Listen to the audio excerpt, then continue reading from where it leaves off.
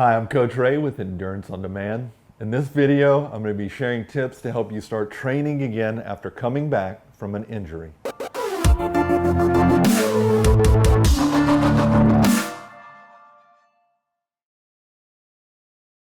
Now, being injured isn't fun. It keeps you from doing, well, those things you enjoy doing, like training and racing and hanging out with your friends. And you definitely want to avoid injury so you can do those things that you love as much as possible. Now, having experienced my share of injury early on in my endurance journey, and this is before becoming a coach, I learned a lot of things, and I want to share those tips and experiences with you, hopefully to help you avoid the mistakes I made. So let's get into it. Consistency is key. And so is patience with anything you do, especially training, especially when you're coming back from an injury. Because depending on the severity of the injury, you're basically starting over from the beginning. And you have to start back slowly, which requires a great deal of patience and consistency with that process. Now, most athletes think, feel, believe that after being out for weeks or even months from an injury, for some reason they think they can just start right back where they left off.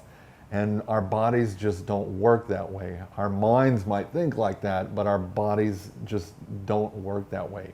So you've got to avoid doing that.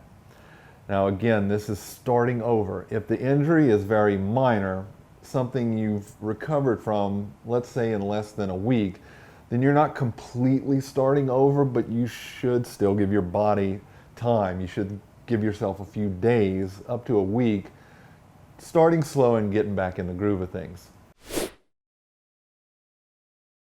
So rule number one, go back to the fundamentals. When you're coming back from injury, you've got to build slow. We're building that endurance back in a slow, controlled, consistent manner so we don't, you guessed it, get injured again, because we want to be running, training, swimming, cycling, racing with our friends. Rule two, quality versus quantity. Now, after being injured and not being able to do much, athletes are usually excited to get back at it. And again, they want to go right into performing like large amounts of distance and intensity to get back that strength and fitness in a short amount of time so they can get to that next race. But after doing nothing for weeks or months, I get it, but you have to be smart. You have to be patient with the process. So if you're consistently working out, let's say 15 minutes a day, every day for a week, you're going to build endurance faster and at a higher quality and less chance of re-injuring yourself, as opposed to, say, doing 2 to 3 workouts in a week period of longer duration. So just be smart about coming back in your training. Rule number 3, focus on recovery. And chances are after being injured, you've worked a lot on recovery. You started stretching more, warming up, cooling down properly, incorporating strength training, core work, mobility. Maybe you got a massage or two. Maybe you went to cryotherapy. You basically did all the things to help you recover faster and get back to training and racing. So here is a secret that's not really a secret, but it's so hard for athletes to grasp this, is if you've been doing all these things consistently each day, chances are you might not have got injured in the first place. And all these things I've just mentioned, these are fundamentals. These are the basics, the building blocks of training and being successful, injury-free athletes. So you've got to really focus on that rule number 3. Now, injury is going to happen at some point.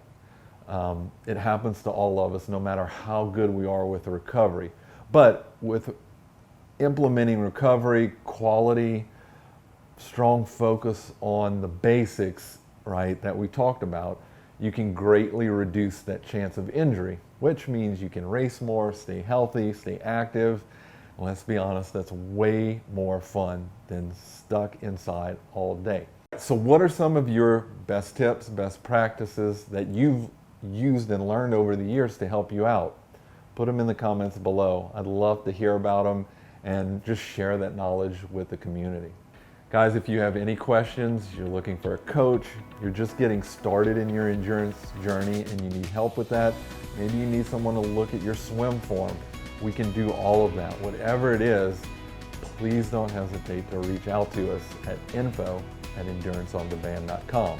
And you can also check us out at enduranceondemand.com as well. So, as always, we're excited to help you with your endurance goals in any way that we can. Have an awesome day, and remember, it is all about your journey.